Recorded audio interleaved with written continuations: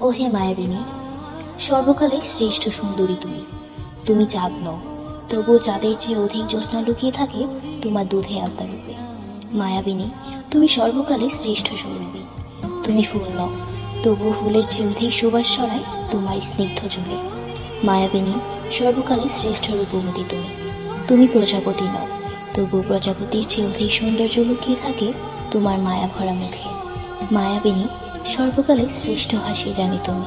তুমি ঝিনুক নও, তবু ঝিনুকের চেয়ে অধিক মুক্তা ছড়ে তোমার চিরল দাঁতের হাসিতে।